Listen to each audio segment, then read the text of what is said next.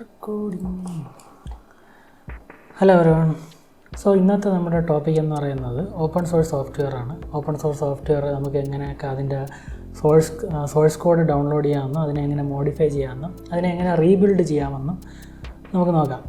Okay, ഈ video മുതൽ നമ്മൾ ചെയ്യുന്നതെല്ലാം ഓപ്പൺ സോഴ്സ് സോഫ്റ്റ്വെയറിനെ കുറിച്ചും ലിനക്സിൻ്റെ software repositories, software installation, uninstallation, APT repository. അപ്പോൾ നിങ്ങൾ ഉബുണ്ടു അല്ലെങ്കിൽ ഡെബിയൻ ഡിസ്ട്രിബ്യൂഷൻസ് ആണ് ഉപയോഗിക്കുന്നതെങ്കിൽ നിങ്ങൾ APT റെപ്പോസിറ്ററി ആയിരിക്കും ബൈ ഡിഫോൾട്ട് നിങ്ങളുടെ സിസ്റ്റത്തിനകത്തുള്ള ഉണ്ടാവുക. അപ്പോൾ APT റെപ്പോസിറ്ററി എങ്ങനെയൊക്കെ അപ്ഡേറ്റ് ചെയ്യാം, ഇതൊക്കെ ആയിരിക്കും നമ്മൾ ഡിസ്കസ് ചെയ്യുന്നത്. ഒബ്വിയസ്ലി നമ്മൾ ഈ സോഫ്റ്റ്വെയർ റെപ്പോസിറ്ററീസ് ഡിസ്കസ് ചെയ്തിട്ടായിരിക്കും ഇതൊക്കെ ഡിസ്കസ് ചെയ്യുന്നത്. സോ നമ്മൾ ഈ ഒരു വീഡിയോയിൽ നമ്മൾ ഒരു സോഫ്റ്റ്വെയറിൻ്റെ സോഴ്സ് കോഡ് ഡൗൺലോഡ് ചെയ്ത് അത് ചെറുതായിട്ടൊന്ന് മോഡിഫൈ ചെയ്ത് ആ സോഫ്റ്റ്വെയർ നമുക്ക് തിരിച്ചെങ്ങനെ ഇൻസ്റ്റാൾ ചെയ്യാം, ഇതൊക്കെയാണ് നമ്മൾ ഈ ഒരു വീഡിയോയിൽ നമ്മൾ ഡിസ്കസ് ചെയ്യുന്നത്. ഓക്കെ, അതിലേക്ക് പോകുന്നതിന് മുമ്പേ നമുക്ക് ഓപ്പൺ സോഴ്സ് സോഫ്റ്റ്വെയർ എന്താണെന്ന് നമ്മൾ ആദ്യം മനസ്സിലാക്കണം. ഓക്കെ, ഓപ്പൺ സോഴ്സ് സോഫ്റ്റ്വെയർ നിങ്ങൾ പലരും വിചാരിക്കുന്ന പോലെ കാശ് കൊടുക്കാതെ നിങ്ങൾക്ക് ഡൗൺലോഡ് ചെയ്ത് യൂസ് ചെയ്യാൻ പറ്റുന്ന സോഫ്റ്റ്വെയറുകളല്ല ഓപ്പൺ സോഴ്സ് സോഫ്റ്റ്വെയർ എന്ന് പറയുന്നത്. ഓക്കെ, എല്ലാ ഓപ്പൺ സോഴ്സ് സോഫ്റ്റ്വെയറും നിങ്ങൾക്ക് കാശ് കൊടുക്കാതെ മേടിക്കാൻ പറ്റില്ല. ഓക്കെ, അതുപോലെ ഫ്രീ സോഫ്റ്റ്വെയർ എന്ന് പറഞ്ഞ കാര്യങ്ങളുമുണ്ട്. ഓക്കെ, ഫോർ എക്സാമ്പിൾ നിങ്ങളുടെ വാട്സാപ്പ് നിങ്ങൾക്ക് ഫ്രീ ആയിട്ട് ഡൗൺലോഡ് ചെയ്യുക, യൂസ് ചെയ്യുക, ഒരു കുഴപ്പമില്ല. പക്ഷേ ഫ്രീ സോഫ്റ്റ്വെയറിൻ്റെ വ്യത്യാസം എന്താണെന്ന് പറഞ്ഞാൽ നിങ്ങൾക്ക് ഫ്രീ സോഫ്റ്റ്വെയറിൻ്റെ സോഴ്സ് കോഡ് നിങ്ങൾക്ക് ഡൗൺലോഡ് ചെയ്യാൻ പറ്റത്തില്ല, അതിനെ മോഡിഫൈ ചെയ്യാനും പറ്റത്തില്ല. പക്ഷേ ഓപ്പൺ സോഴ്സ് സോഫ്റ്റ്വെയർ ആണെങ്കിൽ നിങ്ങൾക്കത് ഡൗൺലോഡ് ചെയ്യാൻ, അതിൻ്റെ സോഴ്സ് കോഡ് നിങ്ങൾക്ക് സമയമുണ്ടെങ്കിൽ, നിങ്ങൾക്ക് പഠിക്കേണ്ട ആവശ്യമുണ്ടെങ്കിൽ അത് പഠിക്കാം. സോഴ്സ് കോഡ് നിങ്ങൾക്ക് പബ്ലിക്കലി അവൈലബിൾ ആയിരിക്കും. അതുപോലെ ആ ഓപ്പൺ സോഴ്സ് സോഫ്റ്റ്വെയറിൻ്റെ സോഴ്സ് കോഡ് നിങ്ങൾക്ക് മോഡിഫൈ ചെയ്ത് നിങ്ങളുടെ കൂട്ടുകാരിക്കോ കൊടുക്കാൻ പറ്റും. ഓക്കെ, അങ്ങനെ റീഡിസ്ട്രിബ്യൂട്ട് ചെയ്യാൻ പറ്റും. അതുപോലെ നിങ്ങൾക്കിത് ഒരുപാട് ആൾക്കാരിലേക്ക് നിങ്ങൾ മോഡിഫൈ ചെയ്ത് ബിൽഡ് ചെയ്ത ആപ്ലിക്കേഷൻ നിങ്ങൾക്ക് ഡിസ്ട്രിബ്യൂട്ട് ചെയ്യാൻ പറ്റും. ഓക്കെ, ഇതെല്ലാം GNU ഓപ്പൺ ലൈസൻസിൽ വരുന്നതാണ്. ഓക്കെ, ഓപ്പൺ സോഴ്സ് സോഫ്റ്റ്വെയർ ലൈസൻസിൽ വരുന്ന എല്ലാ സോഫ്റ്റ്വെയറിൻ്റെയും സോഴ്സ് കോഡ് അവൈലബിൾ ആയിരിക്കും. പക്ഷേ ഫ്രീ വെയർ ആയിട്ടുള്ള അല്ലെങ്കിൽ ഫ്രീ സോഫ്റ്റ്വെയർ എന്ന് പറഞ്ഞ് വരുന്ന സാധനങ്ങളുടെ സോഴ്സ് കോഡ് നിങ്ങൾക്ക് അവൈലബിൾ ആയിരിക്കത്തില്ല, നിങ്ങൾക്കത് ഡിസ്ട്രിബ്യൂട്ട് ചെയ്യാനും പറ്റത്തില്ല. ഓക്കെ, ഫോർ എക്സാമ്പിൾ ഞാനിപ്പോൾ യൂസ് ചെയ്യുന്നത് റാസ്ബിയൻ എന്ന് പറയുന്ന ലിനക്സിൻ്റെ ഓപ്പറേറ്റിംഗ് സിസ്റ്റമാണ്.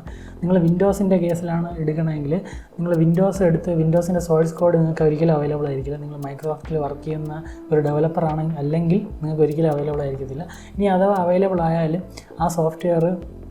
ആ സോഴ്സ് കോഡ് നിങ്ങൾക്ക് മോഡിഫൈ ചെയ്ത് റീഡിസ്ട്രിബ്യൂട്ട് നിങ്ങൾ ചെയ്യുകയാണെങ്കിൽ അത് ഇല്ലീഗലാണ്, അതൊരിക്കലും ചെയ്യാൻ പാടില്ലാത്തൊരു കാര്യമാണ്. ഓക്കെ, പക്ഷേ നമ്മൾ ഇപ്പോൾ ഉബുണ്ടുവോ അല്ലെങ്കിൽ നമ്മുടെ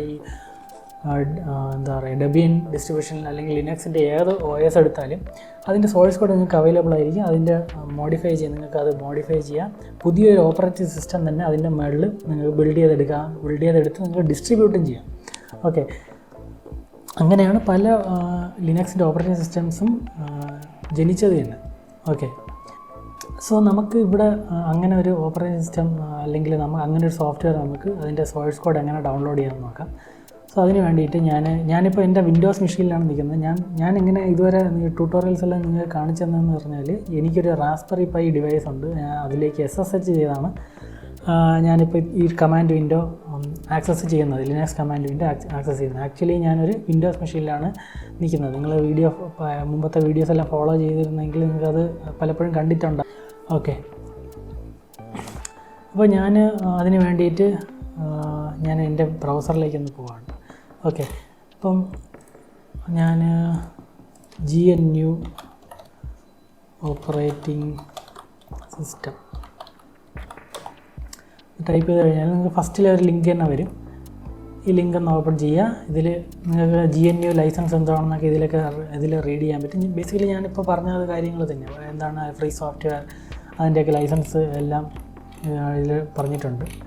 ഓക്കെ, ബേസിക്കലി നമ്മൾ ലിനക്സ് എന്ന് പറയുന്നത് ഓപ്പറേറ്റിംഗ് സിസ്റ്റം അല്ല. ലിനക്സ് എന്ന് പറയുന്നത് ബേസിക്കലി നമ്മുടെ ഓപ്പറേറ്റിംഗ് സിസ്റ്റം ഉപയോഗിക്കുന്ന ഒരു കേണലാണ്. ഓക്കെ, ആക്ച്വലി 1991 എന്തോ ആണ്, എനിക്ക് എക്സാക്ട്ലി ഇയർ ഓർമ്മയില്ല. 1991 എനിക്ക് തോന്നുന്നു GNU എന്ന് പറയുന്ന ഓപ്പറേറ്റിംഗ് സിസ്റ്റം പുറത്ത് വരുന്നത്.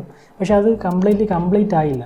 അതിന് ആവശ്യമുള്ള ഒരു മെയിൻ ഇൻഗ്രീഡിയൻ്റ് എന്ന് പറയുന്നത് ഒരു കേണലാണ്. കേണൽ എന്ന് പറയുന്നത് ബേസിക്കലി നിങ്ങളുടെ സിസ്റ്റത്തിൻ്റെ അല്ലെങ്കിൽ നിങ്ങളുടെ ഹാർഡ്വെയറിനെ നിങ്ങളുടെ ഓപ്പറേറ്റിംഗ് സിസ്റ്റമായിട്ട് കണക്ട് ചെയ്യുന്ന ഒരു മിഡിൽ ലെയറുണ്ട്. ആ ലെയറിനെയാണ് ബേസിക്കലി നിങ്ങളുടെ കേർണൽ എന്ന് പറയുന്നത്. ഓക്കെ, ബേസിക്കലി നിങ്ങളൊരു ആപ്ലിക്കേഷൻ നിങ്ങളുടെ ഓപ്പറേറ്റിംഗ് സിസ്റ്റത്തിൽ റൺ ചെയ്യുമ്പോഴത്തേക്കും ആ ആപ്ലിക്കേഷൻ എന്തുമാത്രം മെമ്മറി വേണം, എത്രമാത്രം എന്താണ് റാം വേണം, ഇതൊക്കെ നമ്മുടെ ഹാർഡ്വെയറിൽ അല്ലെങ്കിൽ നമ്മുടെ CPU ആയിട്ട് കമ്മ്യൂണിക്കേറ്റ് ചെയ്യാൻ സഹായിക്കുന്ന ഒരു ലെയറാണ് ഈ കേർണൽ എന്ന് പറയുന്നത്. ഓക്കെ, അപ്പോൾ ഈ കേർണൽ എന്ന് പറയുന്ന സംഭവം ബേസിക്കലി ഡെവലപ്പ് ചെയ്യുന്നത് ലിനസ് ടോർവാൾഡ്സ് എന്ന് പറയുന്ന പുള്ളിക്കാരനാണ് ഇത് ഡെവലപ്പ് ചെയ്തത്. സോ ലിനക്സിൻ്റെ ഒരു പൊതുവായ സ്വഭാവം എന്തെന്ന് പറഞ്ഞാൽ ലിനക്സിനകത്തുനിന്ന് പുറത്ത് വരുന്ന എല്ലാ പ്രോഡക്ട്സിനും ഒരു എക്സ് ചേർക്കുന്ന ഒരു പരിപാടി ഉണ്ടായിരുന്നു. അതുകൊണ്ടാണ് ലിനക്സ് എന്ന് പറയുന്ന LINUS എന്നാണ് പുള്ളിക്കാരൻ്റെ പേരിൻ്റെ സ്പെല്ലിങ്. ഓക്കെ, അപ്പോൾ LINUSന് പകരം പുള്ളി എക്സ് ഇട്ടു. അങ്ങനെയാണ് ലിനക്സ് എന്ന് പറയുന്ന കേർണൽ GNU ഓപ്പറേറ്റിംഗ് സിസ്റ്റത്തിലേക്ക് വരുന്നത്. ഓക്കെ, അപ്പോൾ ഓപ്പറേറ്റിംഗ് സിസ്റ്റത്തിൻ്റെ കംപ്ലീറ്റ് നെയിം എന്ന് പറയുന്നത് GNU ലിനക്സ് എന്നാണ്. ഓക്കെ, നമ്മൾ എളുപ്പത്തിന് വേണ്ടി നമ്മൾ ലിനക്സ് എന്ന് വിളിക്കുന്നതെന്നുള്ളൂ. ഓക്കെ, അപ്പോൾ ബാക്ക് ടു ടോപ്പിക്. നമുക്ക് ഈ ഒരു വെബ്സൈറ്റിലെ സോഫ്റ്റ്വെയർ എന്ന് പറയുന്ന സെക്ഷനിലേക്ക് പോകാം. ഓക്കെ, എന്നിട്ട് ഇതിലേക്ക് ഡൗൺലോഡ് താഴേക്ക് വരുമ്പോഴത്തേക്ക് നിങ്ങൾക്ക് കുറേ ലിസ്റ്റ് ഓഫ് ആപ്ലിക്കേഷൻസ് കാണാൻ പറ്റും. ഇതിനകത്ത് കോർ യൂട്ടിൽസ് എന്ന് പറയുന്ന ഒരു പാക്കേജ് ഉണ്ട്. നിങ്ങൾക്ക് ഇവിടെ കാണാൻ പറ്റും core utils. Basically core utils എന്തെന്ന് പറഞ്ഞാൽ നിങ്ങൾ ഇതുവരെ കണ്ട കമാൻഡ്സ് ഇല്ല, അതായത് LS, MKDIR, ഫയൽ എന്ന് പറയുന്ന കമാൻഡ്, ഇതിൻ്റെ എല്ലാം ബൈനറീസ് അല്ലെങ്കിൽ സോഴ്സ് കോഡ് ഈ കോർ യൂട്ടിൽസിനകത്താണ് ഉള്ളത്. അപ്പോൾ ബേസിക്കലി നമ്മൾ ഇത് ഡൗൺലോഡ് ചെയ്യണം. ഓക്കെ, ഞാനിപ്പോൾ അത് ക്ലിക്ക് ചെയ്ത് കഴിഞ്ഞാൽ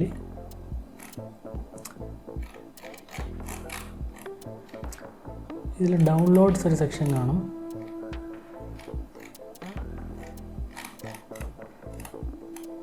ഓക്കെ, ഇതാണുണ്ട്.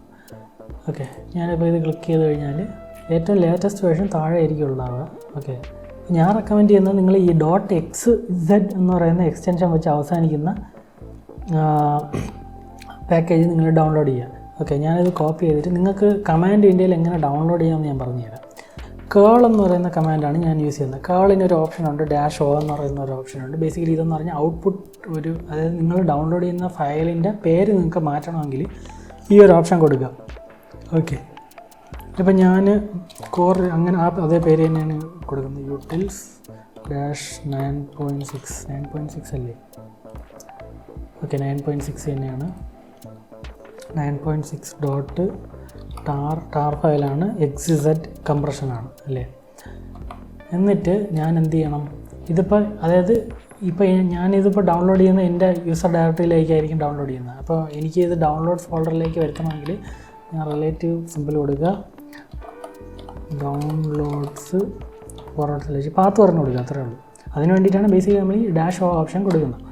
ഓക്കെ, എന്നിട്ട് നമ്മൾ ഡെസ്റ്റിനേഷൻ പറഞ്ഞു കൊടുത്തു, ഇനി സോഴ്സ് പറഞ്ഞു കൊടുക്കണം. ഓക്കെ, സോഴ്സ് പറഞ്ഞു കൊടുക്കാൻ വേണ്ടിയിട്ട് നമ്മൾ ആ ലിങ്കിലേക്ക് പോവുക. ഈ ലിങ്ക് ഒന്ന് കോപ്പി ചെയ്തെടുക്കുക. ഓക്കെ, ഈ ലിങ്ക് ഒന്ന് കോപ്പി ചെയ്തെടുത്തിട്ട് ഇതിവിടെ പേസ്റ്റ് കൊടുക്കാൻ വേണ്ടി ഷിഫ്റ്റ് ഇൻസേർട്ട് കൊടുത്താൽ മതി, പേസ്റ്റ് ആയി പോകണം. എന്നിട്ട് നിങ്ങൾ ഈ ഫയലിൻ്റെ പേര് ഒന്നുകൂടെ കൊടുക്കുക. ഫയലിൻ്റെ പേര് നമുക്ക് അവിടെ നിന്ന് കോപ്പി ചെയ്തെടുക്കുക. കോപ്പി ചെയ്യുക, ഷിഫ്റ്റ് ഇൻസേർട്ട്. ഓക്കെ, പേസ്റ്റായി. ഇനി നമ്മളിത് എൻ്റർ കൊടുക്കുകയാണെങ്കിൽ നമുക്കൊരു പ്രോഗ്രസ് കാണും, ഡൗൺലോഡ് ചെയ്തുകൊണ്ടിരിക്കുകയാണ്. ഓക്കെ, ഇങ്ങനെയാണ് നിങ്ങൾക്ക് ബേസിക്കലി ഫയൽസ് കമാൻഡ് വിൻഡോ ഉപയോഗിച്ച് നിങ്ങൾക്ക് ഡൗൺലോഡ് ചെയ്യാൻ പറ്റുന്നത്. വേറൊരു കമാൻഡ് കൂടിയുണ്ട്, ഡ്യൂപ്ലിക്കേറ്റ് എന്ന് പറയുന്നത്. അത് നിങ്ങൾക്ക് തന്നെ മനസ്സിലാക്കിയെടുക്കാവുന്നതേ ഉള്ളൂ. ഡ്യൂപ്ലിക്കേറ്റിന് -p എന്ന് പറയുന്ന ഓപ്ഷനാണ് നിങ്ങൾ പാത്ത് പറഞ്ഞു കൊടുക്കാൻ വേണ്ടിയിട്ട്. ഓക്കെ,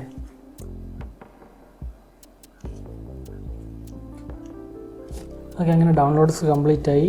നമ്മൾ ആ ഒരു ഫോൾഡറിലേക്ക് ഡൗൺലോഡ്സിനകത്ത് നോക്കാം. ഓക്കെ, നിങ്ങൾക്ക് ഡൗൺലോഡ് ആയതായിട്ട് കാണാൻ പറ്റും. ഇനി നമുക്ക് എന്ത് ചെയ്യണം, നമ്മളിതിനെ എക്സ്ട്രാക്റ്റ് ചെയ്യണം അല്ലേ? അപ്പോൾ എക്സ്ട്രാക്റ്റ് ചെയ്യാൻ വേണ്ടി tar എന്ന് പറയുന്ന കമാൻഡ് കൊടുക്കുക.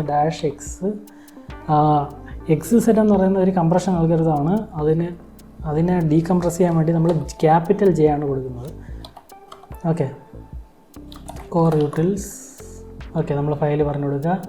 നിങ്ങൾ ഫയൽ കംപ്രഷൻ്റെ വീഡിയോ കണ്ടിട്ടുണ്ടെങ്കിൽ ബേസിക്കലി ഈ ഓപ്ഷൻസ് എല്ലാം ഓൾറെഡി പരിചിതമായിരിക്കും. നിങ്ങൾ കണ്ടിട്ടില്ലെങ്കിൽ ഒന്നുകൂടെ ഒന്ന് കണ്ടുപോകാം. ഓക്കെ ഓക്കെ ഓക്കെ അത് നിങ്ങൾക്ക് ടാർബാളിൽ നിന്ന് റിമൂവ് ചെയ്ത് ഡീകംപ്രസ് ചെയ്ത് നിങ്ങൾക്കൊരു ഫോൾഡറായിട്ട് കിട്ടിയിട്ടുണ്ട്. നിങ്ങൾക്ക് ls-F കൊടുത്തു കഴിഞ്ഞാൽ അതൊരു ഫോൾഡറാണ്. CD നമ്മൾ കോർ യൂട്ടിൽസിനകത്തോട്ടേക്ക് പോയി നോക്കാം. ഓക്കെ, ഇനി ഇതിനകത്ത് ls കൊടുത്തു കഴിഞ്ഞാൽ നിങ്ങൾക്ക് ഇതിനകത്ത് കുറേ ഫോൾഡേഴ്സ് കാണാൻ പറ്റും. ഓക്കെ, ഇതിനകത്ത് ഈ SRC എന്ന് പറയുന്ന, അതായത് basically short form of swords, ഈ ഒരു ഫോൾഡറിനകത്താണ് ബേസിക്കലി നിങ്ങളുടെ സോഴ്സ് കോഡുകളെല്ലാം ഉള്ളത്. ഓക്കെ, ഞാൻ ഈ ഒരു ഫോൾഡറിനകത്തോട്ട് പോയി നോക്കി കഴിഞ്ഞാൽ CDSRC ls കൊടുത്ത് ഓക്കെ ഒരു ഹ്യൂജ് നമ്പർ ഓഫ് ഫയൽസ് നിങ്ങൾക്ക് കാണാൻ പറ്റും.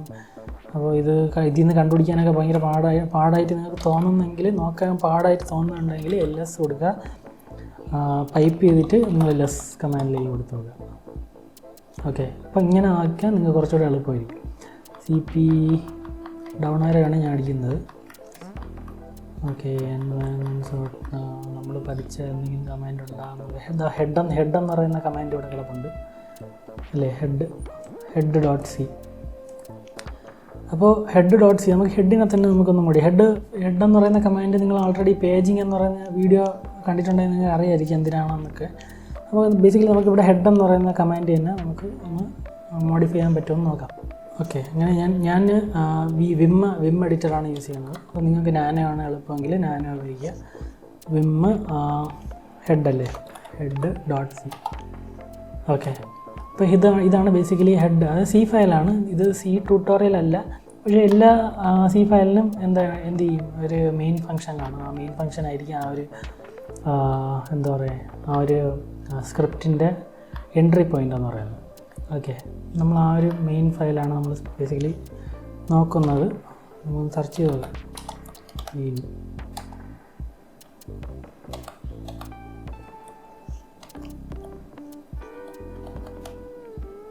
ഓക്കെ, ഇത് അടപ്പുണ്ട്. മെയിൻ എന്ന് പറയുന്ന ഫംഗ്ഷനാണ് ഈ കിടക്കുന്നത്. ബേസിക്കലി ഈ ഒരു ഫയലിനെ നമുക്കൊന്ന് എഡിറ്റ് ചെയ്യാം. എഡിറ്റ് ചെയ്യാൻ വേണ്ടി ഇൻസേർട്ട് അടിക്കുക. ഇൻസേർട്ട് മോഡിലേക്ക് വന്നു. ഇനി പ്രിൻ്റ് എഫ് കൊടുത്താൽ മതി. ഹലോ വേൾഡ് എന്ന് പറഞ്ഞു കൊടുക്കാം. ഓക്കെ,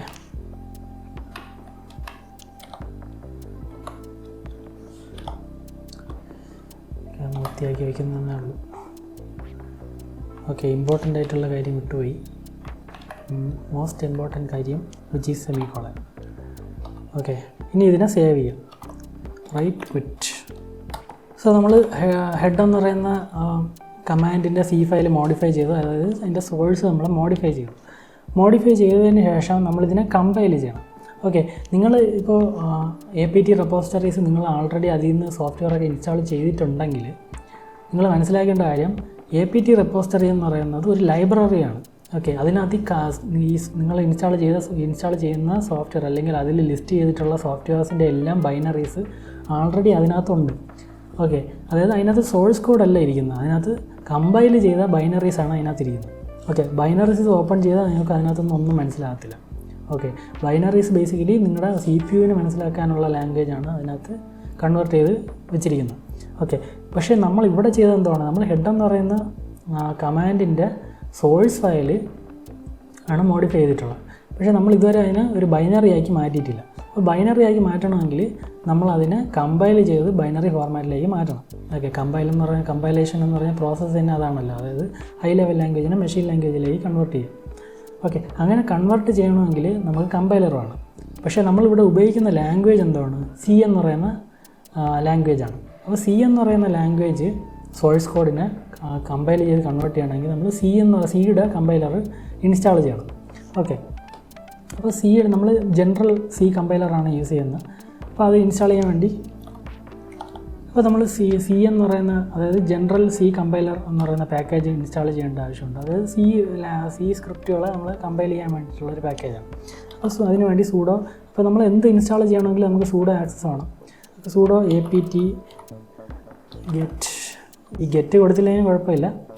പുതിയ വെർഷൻസൊക്കെ ആണെങ്കിൽ നിങ്ങൾക്ക് ഗെറ്റ് ഇല്ലാതെ apt ഇൻസ്റ്റാൾ കൊടുത്താലും മതിയാവും.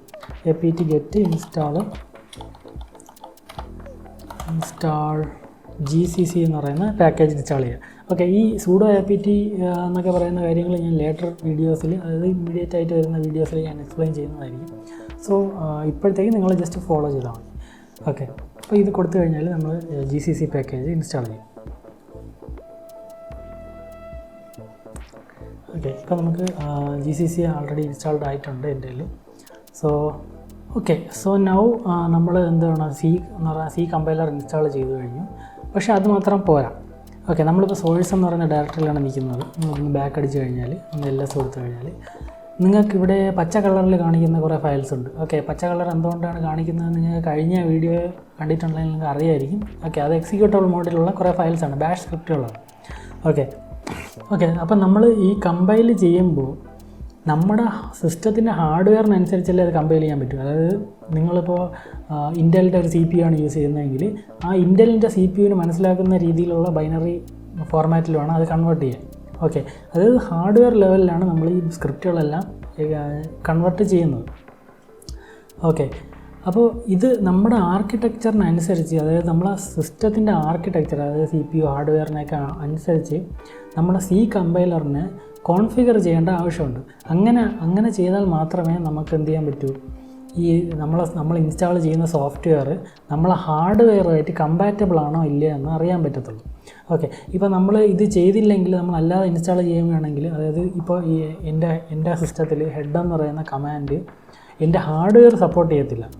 പക്ഷേ ഞാൻ ഈ കോൺഫിഗർ ചെയ്യാതെ അത് ഇൻസ്റ്റാൾ ചെയ്യുകയാണെങ്കിൽ അത് ഒരു പ്രശ്നമില്ലാതെ ഇൻസ്റ്റാൾ ചെയ്യും. പക്ഷേ ഹെഡ് എന്ന് പറയുന്ന കമാൻഡ് ഞാൻ കൊടുത്തു കഴിഞ്ഞാൽ അത് എററായിട്ട് വരും.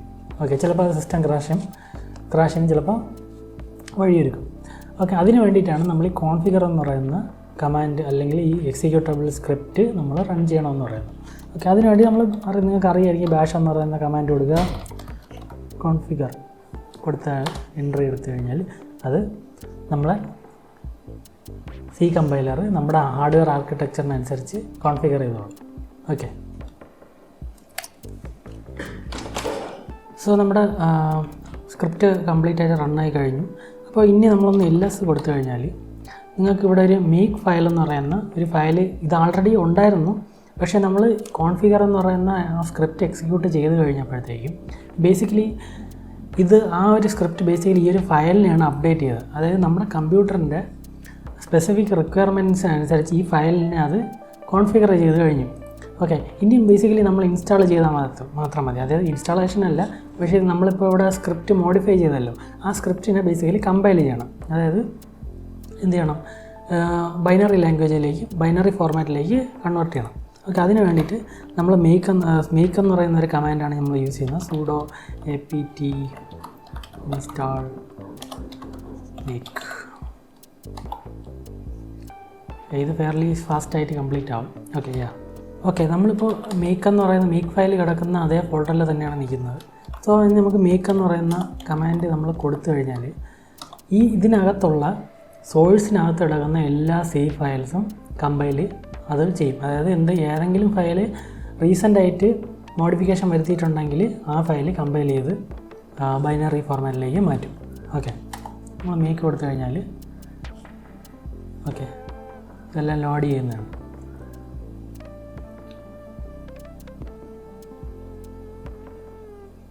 ഇത് അത്യാവശ്യം സമയം എടുക്കുന്ന ഒരു കാര്യമാണ് കാരണം നമുക്ക് ഒരുപാട് ഫയൽസ് ഉണ്ട്. സോ ഇത് ഇൻസ്റ്റാൾ ചെയ്ത് കഴിഞ്ഞു. ഇത് അത്യാവശ്യം സമയം എടുക്കുന്ന ഒരു കാര്യമാണ്. സോ അത് ഇൻസ്റ്റാൾ ചെയ്ത് കഴിഞ്ഞാൽ നിങ്ങൾക്ക് ബൈനറീസ് നൗ അവൈലബിൾ ആണ്. ഇനി നിങ്ങൾക്ക് ചെയ്യേണ്ടത് ജസ്റ്റ് ഇൻസ്റ്റാളേഷൻ മാത്രമാണ്. സോ sudo make install ആണ്. ഇനി നിങ്ങൾ ആൾറെഡി കമ്പൈൽ ചെയ്ത് കഴിഞ്ഞില്ല, അപ്പോൾ കമ്പൈൽ ചെയ്ത കാര്യങ്ങൾ ഇൻസ്റ്റാൾ ചെയ്യാൻ വേണ്ടിയിട്ടാണ് നമ്മൾ sudo make install എന്ന് പറയുന്നത്. sudo apt install എന്ന് പറയുമ്പോൾ നിങ്ങൾ apt റെപ്പോസിറ്ററിയിൽ നിന്ന് ഇൻസ്റ്റാളേഷൻ ചെയ്യണമെന്നാണ് ആ ഒരു കമാൻഡ് ഉദ്ദേശിക്കുന്നത്. അപ്പോൾ sudo apt install കൊടുത്തു കഴിഞ്ഞാൽ നിങ്ങളുടെ ഇതുവരെ കമ്പൈൽ ചെയ്ത കാര്യങ്ങളെല്ലാം പെട്ടെന്ന് ഇൻസ്റ്റാൾ ആവുന്നതാണ്. ഇത് അത്ര സമയം എടുക്കുന്ന കാര്യങ്ങളല്ല. നിങ്ങളുടെ കോർ യൂട്ടിൽസ് എല്ലാം, അതായത് നിങ്ങൾ ഇതുവരെ പഠിച്ച കമാൻഡ്സുകളെല്ലാം വീണ്ടും ഇൻസ്റ്റാൾ ചെയ്യുന്നതായിരിക്കും. ഓക്കെ, ഇപ്പോൾ ഇൻസ്റ്റാൾ ചെയ്യുന്നതെല്ലാം ഇപ്പോൾ നമ്മൾ ഡൗൺലോഡ് ചെയ്തില്ലേ കോർ യൂട്ടിൽസിൽ നിന്ന്, അതിൽ നമ്മൾ കമ്പൈൽ ചെയ്ത് വെച്ച കാര്യങ്ങളാണ് ഇപ്പോൾ ഇൻസ്റ്റാളേഷൻ ചെയ്യുന്നത്. ഓക്കെ, അപ്പോൾ ഇനി ഞാനിപ്പോൾ ജസ്റ്റ് എൻ്റെ യൂസർ ഡയറക്ടറിയിലേക്ക് പോയിട്ട് vi ടെസ്റ്റ് ഫയൽ എന്ന് പറഞ്ഞൊരു ഫയൽ ക്രിയേറ്റ് ചെയ്യണം. .txt text. ഓക്കെ, ഇതിൽ ഞാൻ ഇൻസെർട്ട് മോഡിൽ കയറിയിട്ട് ആപ്പിൾ, മാംഗോ, ജാക്ക് ഫ്രൂട്ട്, 3 ഫ്രൂട്ട്സിൻ്റെ പേര് എടുത്ത് ഞാനൊന്ന് സേവ് ചെയ്യാം. ഓക്കെ, ഞാൻ സേവ് ചെയ്തിട്ട് ഹെഡ് എല്ലാം ഇവിടെ കൊണ്ടുവന്ന് നോക്കട്ടെ ആദ്യം. ഓക്കെ, നമ്മൾ മോഡിഫൈ ചെയ്ത ഹെഡ് എന്ന് പറയുന്ന കമാൻഡ് കൊടുത്ത് -n ഒരു 2 ലൈൻസ് നോക്കാം. എന്നിട്ട് ടെസ്റ്റ് ഫയൽ .txt ഈ ഒരു കമാൻഡിൻ്റെ ഔട്ട്പുട്ട് നിങ്ങൾക്ക് ആൾറെഡി അറിയാവുന്നതാണ്. നമ്മളിതൊക്കെ പേജിങ് എന്ന് പറയുന്ന വീഡിയോയിൽ നമ്മൾ ഡിസ്കസ് ചെയ്തതാണ്. ഹെഡ് എന്ന് പറയുന്ന കമാൻഡ് ബേസിക്കലി ഒരു ഫയലിൻ്റെ ടോപ്പ് ലൈൻസ് ഡിസ്പ്ലേ ചെയ്ത് തരും. ഓക്കെ, ഇവിടെ ഞാൻ 2 ലൈൻസ് മാത്രമേ ഡിസ്പ്ലേ ചെയ്യാൻ പറയുന്നുള്ളൂ. ഓക്കെ, അതാണ് അതിൻ്റെ ഡീഫോൾട്ട് ബിഹേവിയർ. പക്ഷേ നമ്മൾ ഇതിൻ്റെ സ്ക്രിപ്റ്റിൽ മോഡിഫിക്കേഷൻ വരുത്തിയതാണ് കേട്ടോ. ഇപ്പോൾ ഇവിടെ ഹലോ ലേണേഴ്സ് എന്ന് പറയുന്ന നമ്മൾ ആ പ്രിൻറ്റ് കമാൻഡ് കൂടെ ഇവിടെ വരുന്നുണ്ട്. ഓക്കെ, ഇതാണ് വ്യത്യാസം. വ്യത്യാസമല്ല, ഇങ്ങനെയാണ് ബേസിക്കലി നിങ്ങൾ സോഴ്സ് കോഡിൽ നിന്ന് സോഫ്റ്റ്വെയർ കമ്പൈൽ ചെയ്ത് ഇൻസ്റ്റാൾ ചെയ്യുന്നത്. ഓക്കെ, ഈ ഒരു നിങ്ങൾ വരുത്തിയ മോഡിഫിക്കേഷൻ നിങ്ങൾക്ക് ആർക്ക് വേണം കൊടുക്കാം. വേണമെങ്കിൽ കംപ്ലീറ്റ്ലി ഒരു പുതിയ ഡിസ്ട്രിബ്യൂഷൻ ഒരു ബ്രാഞ്ച് തന്നെ തുടങ്ങാം ഈ ഒരു സോഫ്റ്റ്വെയർ മോഡിഫിക്കേഷൻ വെച്ചിട്ട്. ഓക്കെ, അതാണ് ബേസിക്കലി നിങ്ങൾക്ക് ലിനക്സ് തരുന്ന ഫ്രീഡം, ഓപ്പൺ സോഴ്സ് ലൈസൻസ് തരുന്ന ഫ്രീഡം അതാണ്. ഓക്കെ, ഫ്രീഡം എന്ന് പറഞ്ഞാൽ ഫ്രീ ഓഫ് മണി എന്ന് മാത്രമല്ല. ഓക്കെ, എല്ലാ ഓപ്പൺ സോഴ്സ് സോഫ്റ്റ്വെയറും ഫ്രീ അല്ല, അത് നിങ്ങൾ മനസ്സിലാക്കുക. ഓക്കെ, ഇപ്പോൾ ഉബുണ്ടുവിൻ്റെ കേസ് എടുത്തു കഴിഞ്ഞാൽ തന്നെ നിങ്ങൾക്ക് ഉബുണ്ടുവിൻ്റെ എൻ്റർപ്രൈസ് എഡിഷനുണ്ട്. അതായത് നിങ്ങൾക്ക് ഒരു കമ്പനി ഇതിലൊക്കെ യൂസ് ചെയ്യണമെങ്കിൽ അത് ഉബുണ്ടു പർച്ചേസ് ചെയ്യാൻ പറ്റും നിങ്ങൾക്ക്. ഓക്കെ, അതിൽ ഒരുപാട് ടെക്നിക്കൽ സപ്പോർട്ട് അങ്ങനത്തെ കുറേ കാര്യങ്ങളൊക്കെ ആഡ് ചെയ്തിട്ടുണ്ട്. പക്ഷേ ജനറൽ കേസിൽ ഉബുണ്ടു ഫ്രീ ആണ്, ഓപ്പൺ സോഴ്സ് ആണ്. അതിൻ്റെ കോഡൊക്കെ ഡൗൺലോഡ് ചെയ്യാം. ഉബുണ്ടുവിൽ ഒരുപാട് ബഗ്സ് ഉണ്ട്, അത് നിങ്ങൾക്ക് വേണമെങ്കിൽ ഫിക്സ് ചെയ്ത് നിങ്ങൾക്ക് സോഴ്സ് കോഡ് പഠിച്ചു കഴിയുമ്പോൾ അതിൽ നിന്ന് നിങ്ങൾക്ക് ഫിക്സ് ചെയ്ത് നിങ്ങൾക്ക് ഓപ്പൺ സോഴ്സ് കോൺട്രിബ്യൂഷനൊക്കെ ചെയ്യാവുന്നതാണ്. ഓക്കെ, സോ ഇത്രയും മാത്രമാണ് ഞാൻ open source custom software installation വീഡിയോയിൽ ഞാൻ ഉൾപ്പെടുത്തിയിട്ടുള്ളത്. നിങ്ങൾക്ക് ഈ വീഡിയോ ഇഷ്ടപ്പെട്ടെങ്കിൽ ലൈക്ക് ചെയ്യുക, സബ്സ്ക്രൈബ് ചെയ്യുക. എന്തെങ്കിലും ഡൗട്ട് ഉണ്ടെങ്കിൽ കമൻറ്റ് ചെയ്യുക. വീഡിയോ ഇതുവരെ കണ്ടതിന് താങ്ക് യു. Take care.